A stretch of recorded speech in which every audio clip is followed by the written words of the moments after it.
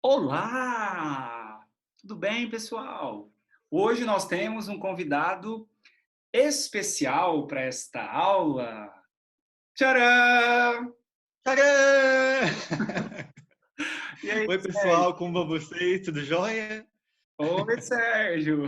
Oi, Beto, como vai? Boa noite. Boa noite. Tudo bem? Jóia. Muito obrigado por estar aqui, tá? Estou morrendo de saudade de vocês.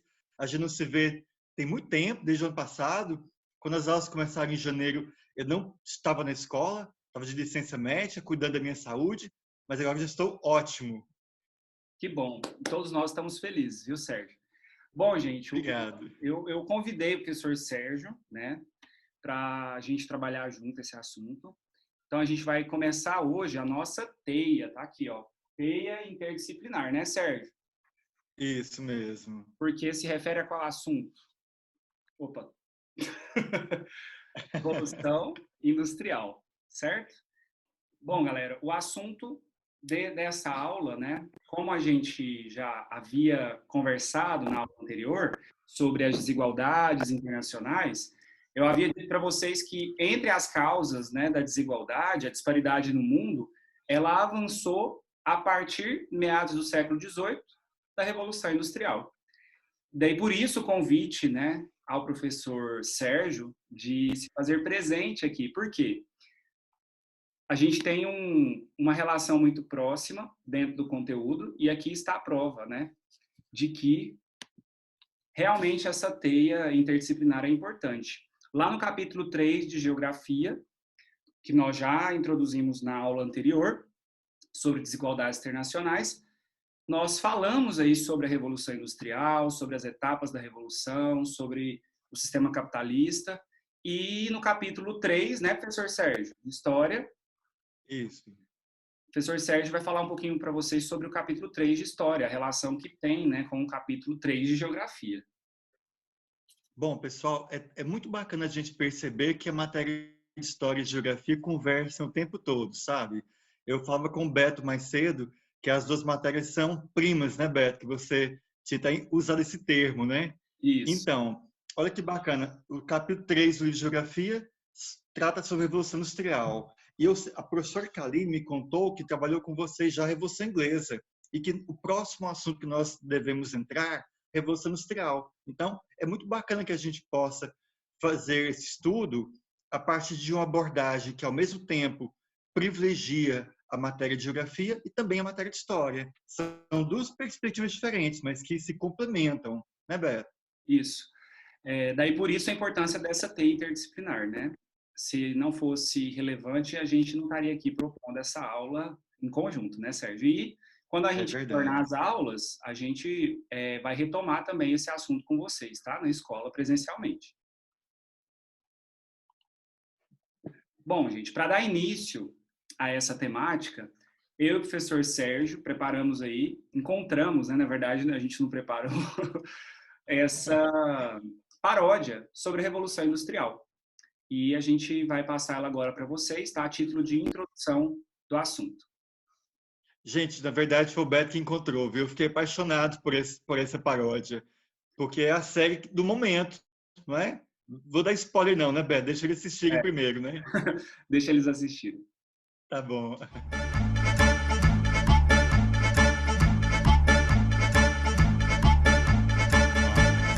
É mais uma do Descomplica, garantindo a aprovação.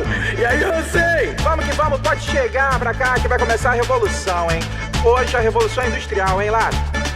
Sobrou uma grana com a mais-valia. É o capital, capital, capital, tal, dizia ela. A burguesia que aprendeu com Adam Smith. Na Grã-Bretanha que se inicia Revolução Industrial, ao carvão e ferro, matérias-primas E na máquina investir.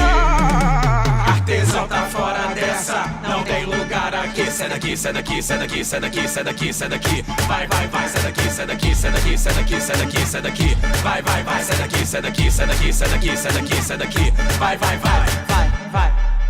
Pra zona urbana, o povo migra Mas se dão mal, se dão mal, se dão mal, mal, mal, quase 18 horas por dia. Sindicato tem que agir. E aí, Hansen, vamos dar uma acelerada nessa produção aí, legal? Isso aí, do jeito que o patrão gosta. Vamos rápido, vai! Sobrou uma grana com a mais-valia. É o capital, capital, capital, tal, tal, dizia ela. A burguesia Que aprendeu com Adam Smith. Na Grã-Bretanha que se inicia Revolução industrial, industrial, ao carvão e ferro, matérias-primas e na máquina investir. Pra zona urbana o povo migra, mas se dão mal, se dão mal, se dão mal, mal, mal, quase 18 horas por dia. Sindicato tem.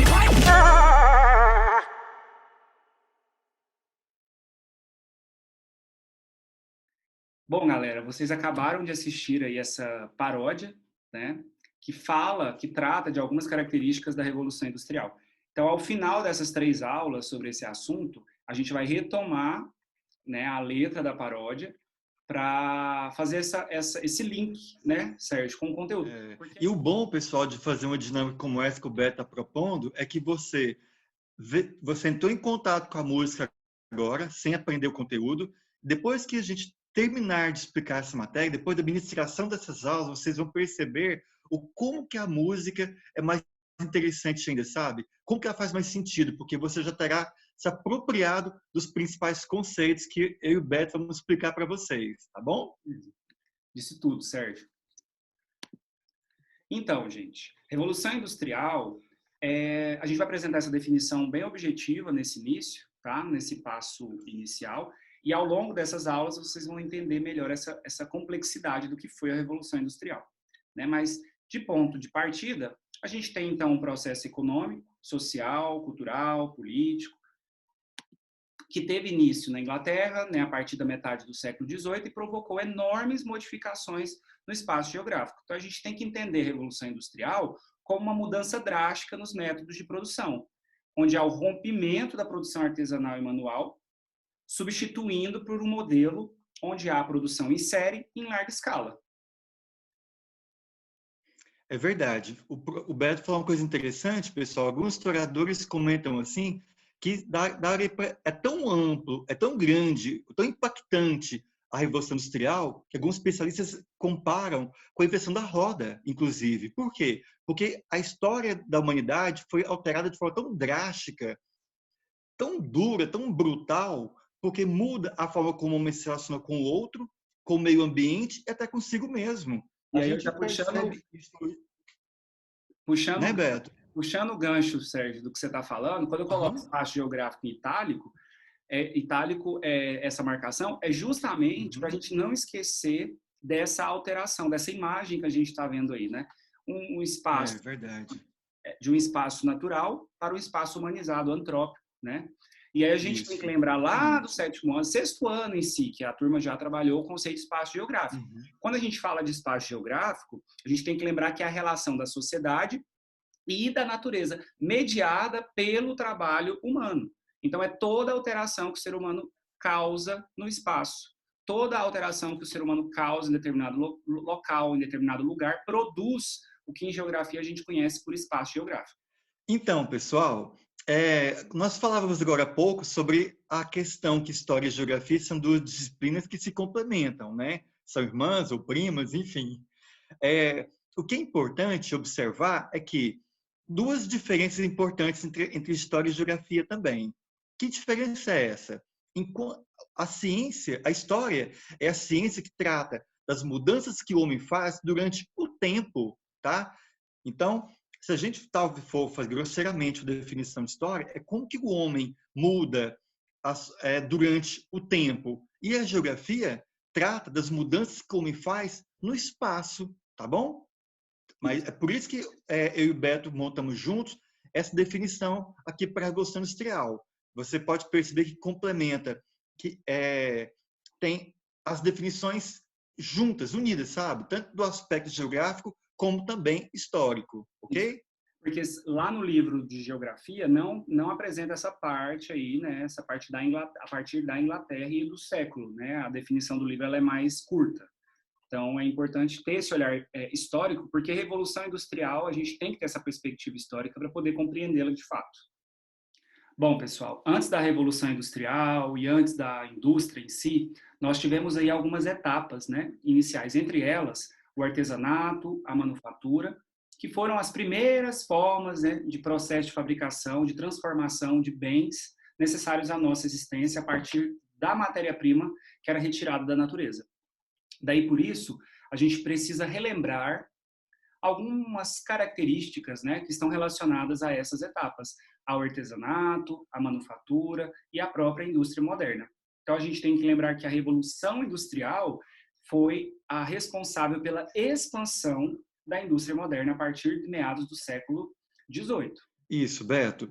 O Beto trouxe um aspecto importante, pessoal, mas eu queria que vocês refletissem sobre uma coisa que muito, muito importante. É o seguinte, pessoal, a história, como eu comentei com vocês, trabalha com a perspectiva de tempo, não é verdade?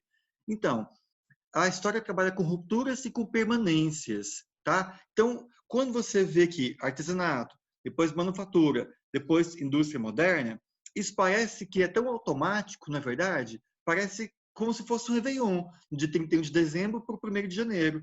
Só que na história, pessoal, em circunstâncias como essa que a gente está discutindo aqui agora, as transformações são lentas, são graduais, tá? Então, o que eu quero te dizer é que, enquanto nós estávamos mudando a fase do artesanato para a manufatura, existiu instantes, momentos, onde as pessoas que viviam nessa fase coabitavam, tá? Entre a fase do artesanato, mas também existia características da manufatura. Da mesma forma, entre a manufatura para a indústria moderna.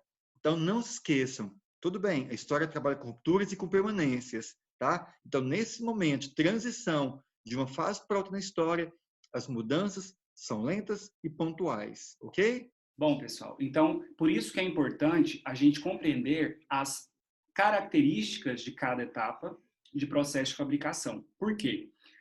Para entender como uma se diferencia da outra e relembrar um pouquinho, porque a gente já estudou isso lá no 7º ano em geografia. Quando se fala, então, de artesanato, a gente tem que lembrar de algumas características básicas que classificam o artesanato. Primeiro, você tem a ausência da divisão social do trabalho, então isso quer dizer que o artesão ele desempenha todas as etapas, do início ao fim, com ferramentas simples, podendo ou não ser auxiliado por uma outra pessoa. Mas o artesão é quem comanda a produção. Sérgio, quais são as características da manufatura? Bom, pessoal, o Beto trouxe muito bem essa primeira característica do artesanato e a gente pode dizer que na manufatura tem poucas alterações. O que nós começamos a perceber é que na manufatura há uma semente, um embrião do que vem ser a indústria moderna como nós conhecemos hoje, tá? Então, o que nós notamos é que há um primeiro afastamento do proprietário, né, desses bens de produção e o início de uma divisão social do trabalho, tá? Mas é de uma forma muito tímida, muito discreta. Então, não pense você que nessa fase da manufatura, nós já tínhamos nessa época máquinas importantes, tá? Isso. Tudo muito rudimentar, isso. Tá? Estamos no ponto inicial ainda da indústria. Isso, Sérgio. E só fazendo gancho que, lembrando, na manufatura, é o trabalhador que comanda a produção, porque as máquinas, como o professor Sérgio acabou de citar, são máquinas simples, que ainda não possuem todas as características avançadas e tecnológicas que possuem hoje. Lembrando também aqui um pouquinho do artesanato, que eu havia esquecido de falar. A produção, ela depende muito da habilidade do artesão. A manufatura, por ser um trabalho mais mecânico, muitas vezes há o auxílio, né, da máquina, mas a gente só vai conseguir ter um produto final com a junção de todas essas etapas. Já a indústria moderna, a gente tem que destacar o quê? Pela imagem a gente consegue perceber o uso maciço de máquinas complexas e avançadas, né? Uma outra característica muito importante é a própria produção, que é feita em larga escala. O que isso significa? Em uma grande quantidade e em série, padronizado. Quais são as vantagens, então, da indústria moderna? A gente tem em um curto espaço e prazo, em curto espaço de tempo, uma grande produção. Outra vantagem é a uniformização da produção. É verdade. Agora, o que é interessante também, Beto, é que nessa terceira fase, pessoal, o funcionário ele perde a noção do trabalho como um todo. Vamos lembrar da primeira fase como é que era? Esse cara aqui, ó, está fazendo esse vaso, ele provavelmente foi ele que foi lá na terra, né, encontrou essa matéria-prima, até chegar a esse ponto final. Nessa terceira fase aqui, há o que nós chamamos de alienação do empregado, do indivíduo, tá? Por quê? Tá vendo esse cara que está aqui trabalhando nesse carro? Ele sabe fazer essa função de soldar, tá bom? Se amanhã ele faltar ao trabalho, o outro rapaz que está aqui do lado, que não, a foto não mostra, você está responsável por colar um plástico, a lanterna do carro, ele não sabe fazer a função dele, tá? Então, o funcionário ele se torna alienado, ele só sabe fazer a sua própria função, tá? E aí também tem o que o Beto discutiu da questão da uniformização. Isso é interessante, um aspecto? Mas de outro também você perde um pouco da personalidade da sua mercadoria. Você fica tudo muito padronizado. É o que a gente, desculpa, você não pode falar, né, Beto? Vou repetir isso de novo. É que quando você vai na loja como C&A, Renner, da vida, você vê um cabide com roupas tudo igual. Numa fase artesanal, você não tinha isso. Cada peça tem sua própria história, tem sua própria característica. Foi feita para você sob medida. Aqui não. Tudo uniformizado, tá bom? Por isso, pessoal, que o valor tende a ser menor do que um produto feito especificamente, né, para você, com as suas vontades, com a sua característica. A gente vai avançar ali para a terceira aula. Quando a gente estiver na terceira aula, a gente vai avançar isso um pouco mais sobre isso que o professor Sérgio colocou aqui. A gente vai falar um pouco sobre o que foi o Fordismo, o que é Taylorismo, que está ali dentro da terceira fase da Revolução Industrial, mas isso a gente vai ver na terceira aula, tá? A gente vai aprofundar um pouco mais sobre isso. Bom, pessoal, então nesse sentido, a Revolução Industrial, ela não se limitou somente à expansão de fábricas, que é o que a gente entende em geografia como processo de industrialização, que é a instalação de indústrias, né, por determinado território. Ela envolve também a mecanização da agricultura e o processo de urbanização. Quando se fala em processo de urbanização, a gente tem que lembrar também naquilo que a gente já estudou lá no 7º ano. Urbanização, o que seria urbanização? É o crescimento da cidade maior do que o crescimento do campo, ocasionado pelo êxodo rural. Então, é a saída das pessoas do campo por conta desse processo de mecanização do campo. As pessoas, então, procuravam trabalho, emprego e melhor condição de vida onde? Nas cidades. Esse fluxo migracional, né, o êxodo rural e a expansão dessas cidades é o que denomina o que a gente conhece e entende por urbanização, que é diferente de crescimento urbano. Quando se fala de crescimento urbano, a gente está falando de um crescimento natural das cidades, que não tem relação direta com o êxodo rural. Certo. Pessoal, o Beto me deu um gancho importante. Eu quero aproveitar, não sei se eu já convidei vocês para fazer isso hoje, mas é importante quando nós começarmos a estudar História e Geografia com esse projeto, que você tenha em mãos o material de História, tá bom? Então, por favor, pega o livro de História, o livro de Geografia, e eu quero registrar com vocês aqui algo interessantíssimo. Gente, é muito bacana ver como que a História e a Geografia se comunicam, mas também, dentro da história, uma grande habilidade que nós precisamos desenvolver é a capacidade que você precisa criar, uma habilidade que você precisa desenvolver entre conversar com um tempo com outro tempo na história. Como assim? O Beto acabou de pontuar aqui agora sobre a urbanização, não é? Mas nós já aprendemos esse ano já sobre esse processo de urbanização relacionado justamente com a Revolução Industrial. Quando que você viu isso? Olha, estamos no capítulo 3, trata da Revolução Industrial. Mas no capítulo 2, com a professora Kaline, eu sei que ela estudou com vocês, pessoal, sobre a Revolução Inglesa. Quando? O que tem a ver a Revolução Inglesa com isso?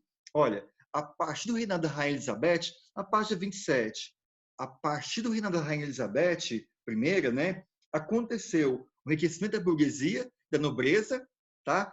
Eles se desenvolveram e começaram a ocupar um espaço que era utilizado até então por quem? Por pequenos produtores rurais, que faziam ali, usavam ali um espaço para produzir, para fazer uma agricultura de subsistência. Então, quando a burguesia e a nobreza se enriquecem e se apropriam desse espaço, eles usam o espaço para quê? Para criar ovelhas. E para que ovelha, pessoal? Porque a ovelha dá lã. A lã que vai ser tão importante para fazer tecido na Revolução Industrial, tá bom? Agora, outro desafio importante para você pensar. O Beto falou sobre os movimentos migratórios também, né, Beto? Urbanização, essa mudança do povo do campo para a cidade. Então, quando as pessoas foram expulsas dessas áreas onde era produzida agricultura subsistência, onde é que você acha que esse povo foi morar? Na cidade, em condições precárias. Mas o Beto vai falar com vocês com mais propriedade depois. Não, a gente ainda vai ter mais 2 aulas, né, pela frente e os assuntos vão ser aprofundados. Bom, pessoal, como a gente acabou de verificar, a Revolução Industrial, ela não se limitou à expansão das fábricas. Incluiu também a mecanização do campo e da urbanização, como já explanado agora, e isso contribuiu para a criação e o desenvolvimento de novos valores e mudança no comportamento das pessoas, modificação das relações de trabalho e a contribuição para a formação dos Estados nacionais, isso ali no século XIX, na Europa Ocidental. Quando se fala de valores e comportamento de pessoas, a gente está falando o quê? Como houve ampliação da carga horária de trabalho, então as pessoas trabalhavam de 8 a 16 horas por dia, uma carga de trabalho exaustiva, você não tinha, por exemplo, o turno da noite antes da Revolução Industrial. Não era comum as pessoas trabalharem desse tanto. Até porque a Revolução ela exigia uma produção acelerada, em série, em grande quantidade. Daí, por isso, você tem os 3 turnos de trabalho. Quando se fala, então, em modificação ou modificações nas relações de trabalho, a gente vai falar principalmente do surgimento de uma nova classe de trabalhadores, os operários, que vendem a sua força de trabalho ao capitalista, que é o proprietário e dono das fábricas. Pessoal, o Beto destacou algo interessante aqui nesse slide, quando ele escreve valores e comportamento das pessoas. Como que isso foi alterado na Revolução Industrial? É tão bacana na Interamérica, a gente tem essa sala ambiente, não é? E se vocês que faziam o 7º ano, em 2019, e estudavam comigo, vocês devem se lembrar que havia na sala de aula uma imagem de um moinho, de um relógio. Por quê, pessoal? A forma como o homem se relacionava com o tempo naquela da Revolução Industrial era totalmente diferente de hoje, pessoal. Hoje nós podemos dizer que há, sim, uma ditadura do relógio. Ele é que discute, ele é que manda o que você deve fazer, na hora que você deve fazer também. Eu tenho certeza que você tem um horário para tudo na sua vida. Você deve ter uma rotina com a sua família. Acorda às 6 da manhã, 7 horas na Escola Interamérica, sai de lá às 13 horas, depois tentação, tem inglês. Então, o que dita o tempo hoje é o relógio, tá? A rapidez, a velocidade, tudo é muito instantâneo hoje em dia. Enquanto na Idade Média, os valores e o comportamento das pessoas não era ditado pelo relógio, era pelo tempo, era o sol, tá? Eu comentava em outra ocasião com o Beto, né, que o meu pai morava na roça e trabalhava no campo e disse para mim que como que ele não tinha relógio, ninguém tinha relógio naquela época. Como que ele sabia a hora de almoçar? Quando o sol estava bem no meio. Ele disse, opa, agora é a hora da boia, que ele dizia, sabe? Então, a gente nota que a Revolução Industrial impactou muito a forma como o homem se comporta, tá? Os valores que ele atribui para a sua vida, tá? O valor que ele dá a algumas coisas, que não era igual em outros instantes da história. Bom, gente, e o último tópico contribuiu para a formação de Estados nacionais, isso na Europa Ocidental no século XIX. Quando se fala desse tópico, né, o que isso significa? Contribuiu para a formação dos Estados nacionais. Pessoal, vamos voltar mais uma vez até o 7º ano. Eu lembro que eu tratei com vocês no ano passado sobre um momento na história da Europa, né, onde aconteceram vários fatos, tá? Que foi muito importante e mudou muito a vida da Europa. Quais são os fatos importantes que ocorreram ao mesmo tempo, praticamente? Renascimento cultural, reforma protestante e também a formação dos Estados modernos, pessoal. Como assim? Bom, vamos voltar ao 7º ano, então. No 7º ano, a gente viu que, na Idade Média, quem detinha o poder mesmo era o senhor feudal, não era? Existia o rei, existia, mas era um senhor feudal, tá? Quem mandava mesmo o poder era descentralizado. Quando o senhor feudal se enfraquece, qual a figura que vai se tornar hegemônica? A figura do rei, tá? E aí o rei, a gente até estudou sobre o Bossuet, lembra disso, pessoal? Que ele se torna o representante de Deus na Terra, ele se reveste de poderes tão grandes que ele passa a ser um sujeito que tem a sua autoridade inquestionável, tá? Ele tem um poder absoluto, tá bom? Então, ele controla o comércio, ele controla o exército, ele tira das pessoas a liberdade também, porque ele é que diz o que deve ser acreditado, que não deve ser acreditado também. Então, o rei tem um poder absoluto. Aí, o que acontece? Como que isso vai ser rompido? Voltamos para a história do 8º ano. Você viu agora há pouco a professora Kaline, o momento que isso acontece na história, o momento que o rei perde, ele é desnudado, né? É com o iluminismo, tá bom? Onde o poder o rei perde a sua supremacia, perde sua majestade totalmente, não é? Deixa de ser representante total, porque o poder se torna fragmentado em 3 partes: executivo, legislativo e judiciário. Não é verdade, Beto? Isso. Então, é importante entender que esse período é o período de transformação política dos reinos, de estados monárquicos absolutos para estados nacionais. Daí, por isso, nós também estudamos em geografia o conceito de Estado. O que seria Estado, né, com E maiúsculo? Estado-nação. Então, lembra que a gente já definiu o conceito? Então, Estado é um conjunto de instituições que formam a organização político-administrativa de um povo, de uma nação. Então, são as Forças Armadas, são os hospitais públicos, são as escolas públicas. É o que a gente entende por poder público. Então, isso é Estado. Agora, a soberania não está mais na mão de apenas uma pessoa, mas a soberania está na mão do povo. Daí, por isso, sermos o Estado democrático, em que o povo escolhe o seu representante. A forma de divisão em executivo, legislativo e judiciário é uma forma em que há um equilíbrio, né, entre os poderes, para que um governante não possua todas as decisões em suas mãos, que é o que ocorria no passado, né, na monarquia absolutista. Ok? Então, pessoal, por isso é importante agora a gente voltar mais uma vez lá naquela definição do setor primário, secundário e terciário. Então, a gente havia falado ano passado que o setor-chave da economia é o setor secundário. Por quê? Porque é o setor que vai produzir a matéria-prima que recebe do setor primário. E que, por sua vez, vai vender esse produto finalizado, né, no setor terciário, vai encaminhar a produção para ser vendida no setor terciário. Daí, por isso, a fabricação de bens ser a principal atividade da economia em nossa sociedade. E aí a gente, mais uma vez, reforça as principais características, né, desse processo de revolução. Entre as principais características, as que a gente destaca: máquinas complexas que exigem certa quantidade de energia. E aí entra o valor do carvão mineral, inicialmente, e do ferro, lá na Inglaterra, né? Que é o país onde se origina esse processo de revolução. Então, pessoal, nesse slide aqui, é muito interessante você perceber que eles estão com um carrinho, não é? Com carvão.